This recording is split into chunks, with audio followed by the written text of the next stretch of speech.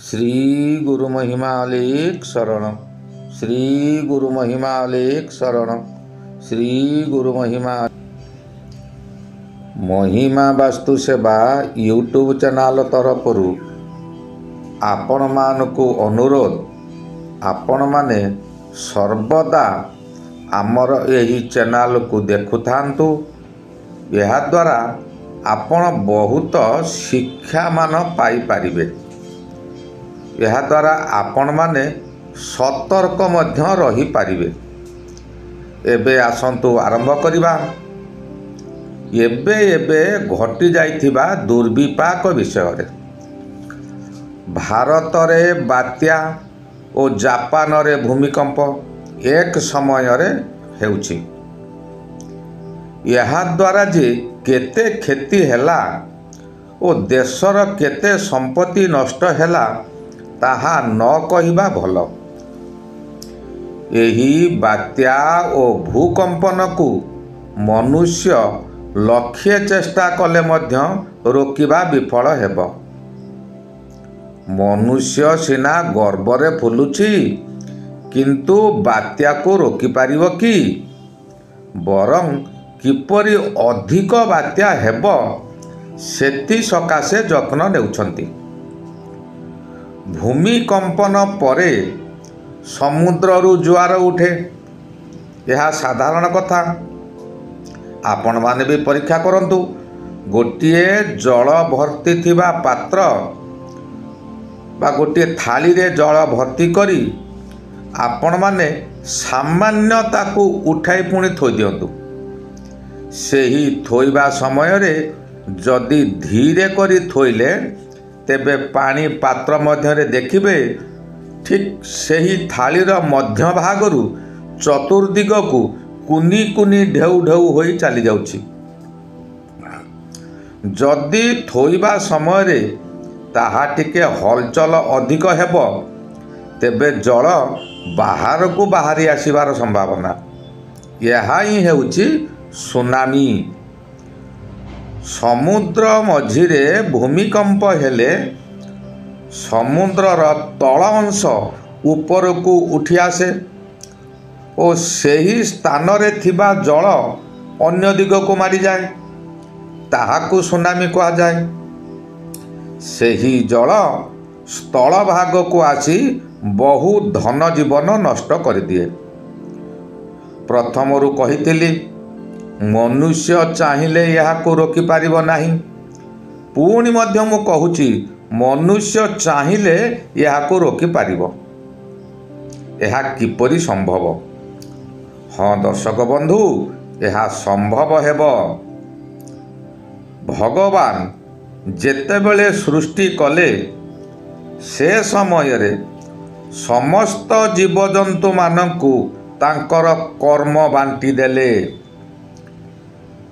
किए केउ कर्म करिव ताहा मध्य प्रभु से समय रे निर्धारण करदेले। समस्त जीव मानक मध्य रे मनुष्य को एपरि कर्म और एपरि शक्ति देले जे से समस्त जीव जगत उपरे श्रेष्ठ मान्यता पाइला।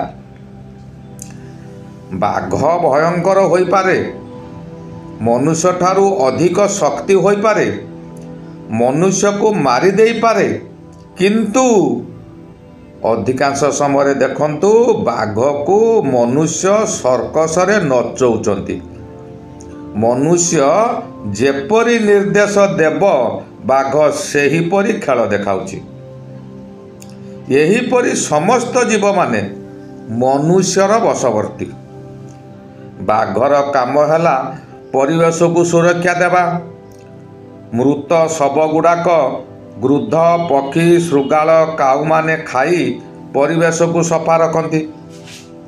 बाघ गोटिए जीव मारिला, सी किछि क्षेत्रु खाइला, ता पेट पूरी जीवा पर से छाड़ी पलि गला। अवशिष्ट जहाँ रहिला ताहा दुर्गंध हेब। तेणु ताकू खाइबा सकाशे गृद्ध पक्षी शृगाल काऊ माने ताकू खाई परिवेश को सफा रखिले। एबे आउ यह देखुचंती कि ଏପରିକି ଖଣ୍ଡିଏ ହାଡ଼ ପର୍ଯ୍ୟନ୍ତ କେଉଁଠି ମିଳୁନାହିଁ, ଯେଉଁ ହାଡ଼ ଖଣ୍ଡିକକୁ ଶୃଗାଳ ଓ ଶ୍ୱାନମାନେ ବହୁଦିନ ପରେ ମଧ୍ୟ ତାହାକୁ ଖାଇଥାନ୍ତି। ଏବେ ଯେଉଁଠାରେ ଖଣ୍ଡେ ହାଡ଼ ପଡ଼ିଛି ତାକୁ ବିକ୍ରି କରିଦେଉଛନ୍ତି। ଯେଉଁ ତହିଁରୁ ବିଭିନ୍ନ ପ୍ରକାର ନୂତନ ଦ୍ରବ୍ୟମାନ ବ୍ୟବହାର ପ୍ରସ୍ତୁତ ହେଉଛି ଓ ତାହାକୁ ମଧ୍ୟ ମନୁଷ୍ୟ ବ୍ୟବହାର କରୁଛନ୍ତି। ତାହା ଏଠାରେ ପ୍ରକାଶ କରିବା ମୁଁ ଉଚିତ ମନେ କରୁନାହିଁ। ଏହିପରି ଦୁର୍ବଳ ଉପରେ ସବଳର ଅତ୍ୟାଚାର ଚାଲୁଛି। ଦୁର୍ବଳ ବଂଶ ଲୋପ ପାଇଗଲା। ସବଳମାନେ ଅତ୍ୟାଚାର କରିବା ତ ଅଭ୍ୟସ୍ତ ହୋଇଯାଇଛନ୍ତି। ସେମାନେ ତ ସେଇ ଅତ୍ୟାଚାର କରିବେ, ଏଣୁ ସେମାନେ ନିଜ ନିଜ ଉପରେ ଅତ୍ୟାଚାର ଚଳିଲା। ମନୁଷ୍ୟ ଉପରେ ମଧ୍ୟ ଅତ୍ୟାଚାର କରି ଚାଲିଲେ। ଏବେ ମୂଳ ବିଷୟକୁ ଆସିବା। ବାତ୍ୟାକୁ ଆମେ ରୋକିବା କିପରି? ବାୟୁମଣ୍ଡଳ ଅତ୍ୟଧିକ ଗରମ ହେଲେ ବାତ୍ୟା ହେବ। ଭୂକମ୍ପନ ମଧ୍ୟ ସେହିପରି, ତାକୁ ମଧ୍ୟ ରୋକାଯାଇପାରିବ। ଏବେ ଆମେ ଯାନବାହନ ବ୍ୟବହାର କଲେ, ଘର ମଧ୍ୟରେ ଏସି ଲଗାଇଲେ, ବିଭିନ୍ନ ମାରଣାସ୍ତ୍ର ଆଣବିକ ବୋମା ଆଦି ସମୁଦ୍ରରେ ପରୀକ୍ଷା କଲେ, ଗଛକୁ କାଟି ରାସ୍ତା କଲେ, କୋଠା ଘର ନିର୍ମିତ କଲେ, ପାହାଡ଼ ପର୍ବତକୁ ବ୍ଲାଷ୍ଟିଂ କରି ଭାଙ୍ଗିଦେଲେ, ଆଉ ସେହି ପାହାଡ଼ ମଧ୍ୟ ଦେଖିବାକୁ ମିଳୁନାହିଁ। ପାହାଡ଼ରେ ଜଙ୍ଗଲ ଥିଲା, ଯାହାକି ବାୟୁମଣ୍ଡଳକୁ ଶୀତଳ କରୁଥିଲା। ଆପଣ ଏଇଠି କହିବେ, ପାହାଡ଼ ଯଦି ବାୟୁମଣ୍ଡଳ ଶୀତଳ କରୁଥିଲା, ପାହାଡ଼କୁ ଭାଙ୍ଗି ଦେଇ ସେହି ପଥରମାନ ତ ଆଣି ଘର ତିଆରି କଲେ, ତେବେ ଗରମ ହେଉଛି କାହିଁକି? ଏହାର ମୁଖ୍ୟ କାରଣ ହେଲା ଯେ ପର୍ବତରେ ଜଙ୍ଗଲ ଥିଲା, ଗଛର ଛାଇ ଏପରି ଥିଲା ଯେ ସୂର୍ଯ୍ୟ କିରଣ ମଧ୍ୟ ତଳେ ପଡ଼ୁନଥିଲା, ପଥର କେବେ ଉତ୍ତପ୍ତ ହେଉନଥିଲା। ବର୍ତ୍ତମାନ ଯେଉଁ କୋଠା ଘର ରାସ୍ତାମାନ ନିର୍ମାଣ ହେଉଛି, ସେ ପଥର ଉପରେ ସୂର୍ଯ୍ୟ କିରଣ ସିଧାସଳଖ ପଡ଼ୁଛି ଓ ତାହା ଉତ୍ତପ୍ତ ହୋଇ ତାହାର ଗରମ ଗ୍ୟାସ୍ ଚତୁର୍ଦିଗକୁ ବ୍ୟାପି ଯାଉଛି। ପାହାଡ଼ ଉପରେ ଯେଉଁ ବାୟୁମଣ୍ଡଳ ଥିଲା ତାହା ଶୀତଳ ଥିଲା, ଯାହାଦ୍ୱାରା ବାତ୍ୟା ଭୂମିକମ୍ପ ସେ ସମୟରେ କମ୍ ପରିମାଣ ଥିଲା। ଆଉ ଏବେ ଦେଖ, ଆହୁରି ଏକ ଗୁରୁତ୍ୱପୂର୍ଣ୍ଣ କଥା, ଯେଉଁ ସମୟରେ ବର୍ଷା ହେଉଛି, ବଜ୍ରପାତ ବହୁଳ ମାତ୍ରାରେ ହେଉଛି, ତାହା ମଧ୍ୟ ମନୁଷ୍ୟକୃତ। ବାୟୁମଣ୍ଡଳ ଉତ୍ତପ୍ତ ହେବା କାରଣରୁ ବଜ୍ରପାତ ହେଉଛି, ତାହା ପୁଣି ବହୁ ଧନ ଜୀବନ ନଷ୍ଟ କରୁଛି। ଏହାର ମୁଖ୍ୟ କାରଣ ହେଲା ବୈଦ୍ୟୁତିକ ଯନ୍ତ୍ରପାତି ନିକଟକୁ ଚୁମ୍ବକୀୟ ପରି ବଜ୍ରପାତ ଟାଣି ଆଣୁଛି। ବଜ୍ରପାତ ଏକ ବିଦ୍ୟୁତ୍।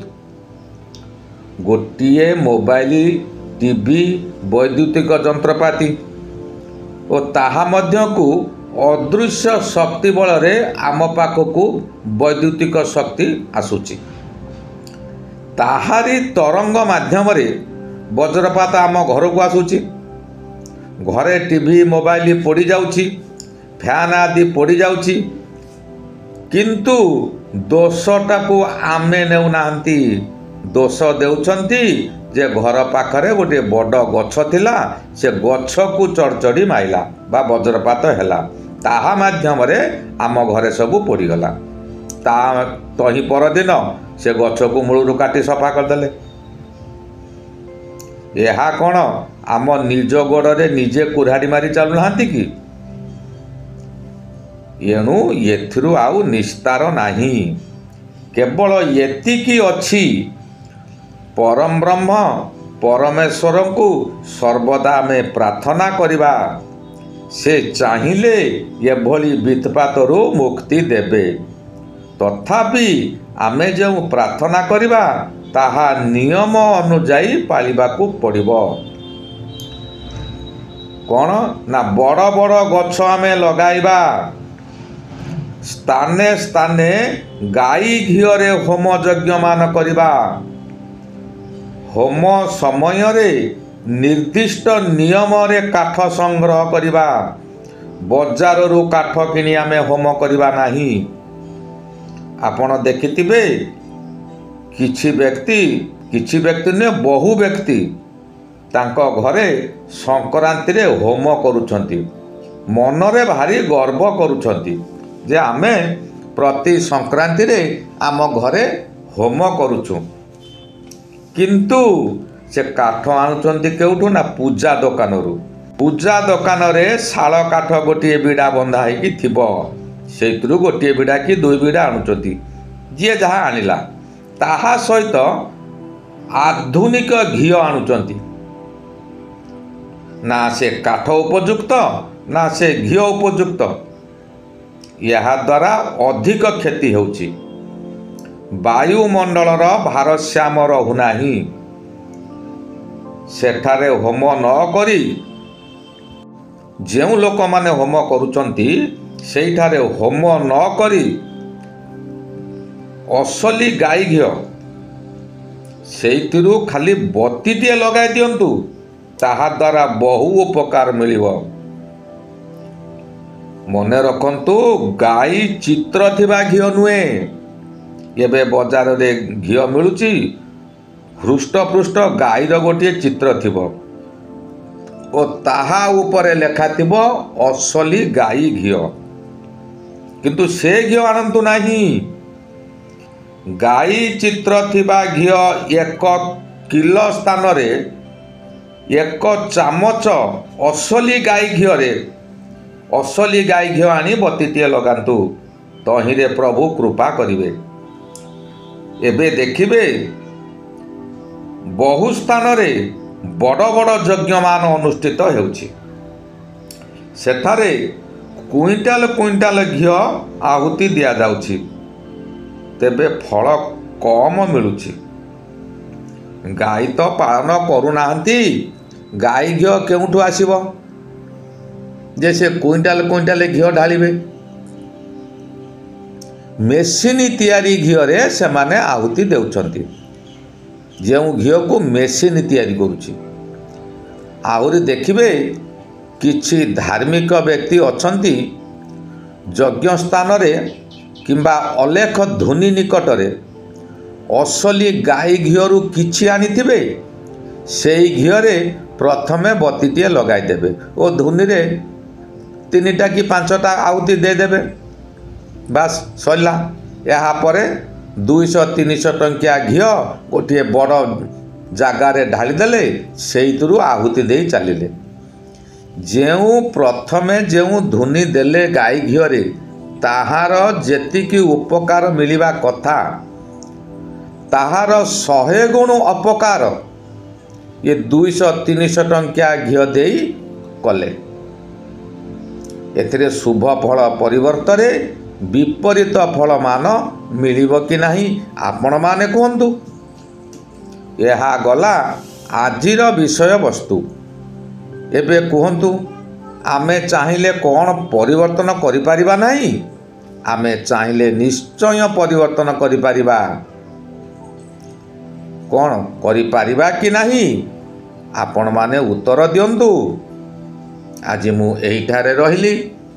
ଏହାର ପରବର୍ତ୍ତୀ ବିଷୟ ପରବର୍ତ୍ତୀ ଅଧ୍ୟାୟରେ ଆଲୋଚନା କରିବା। ଶ୍ରୀ ଗୁରୁ ମହିମା ଅଲେଖ ଶରଣ, ଶ୍ରୀ ଗୁରୁ ମହିମା ଅଲେଖ ଶରଣ, ଶ୍ରୀ ଗୁରୁ ମହିମା ଅଲେଖ ଶରଣ ଶରଣ ଶରଣ।